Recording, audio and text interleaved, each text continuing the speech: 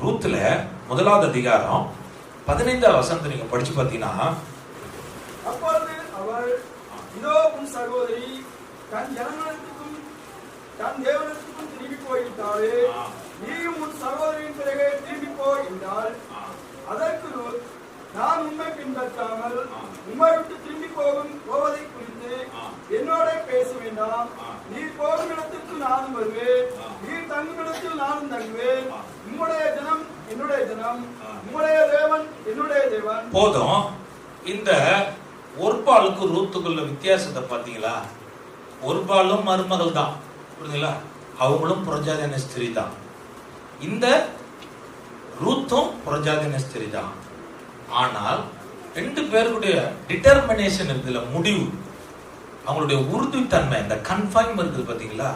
ரூத்துக்கு எப்படி இருந்தது? அந்த உறுதியான ஒரு தீர்மானம் பாத்தீங்களா?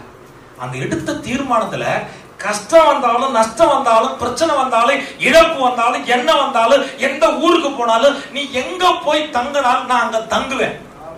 நீ எந்த தெய்வத்தை கும்பிடுறியோ அந்த தெய்வத்தை நான் கும்பிடுவேன். நீ எங்க மறிக்கிறியோ அங்கதான் நானும் மறிப்பேன். நீ என்ன சாப்பிடுறியோ அதுதான் சாப்பிடு. அதுதாங்க டிட்டர்மினேஷன்.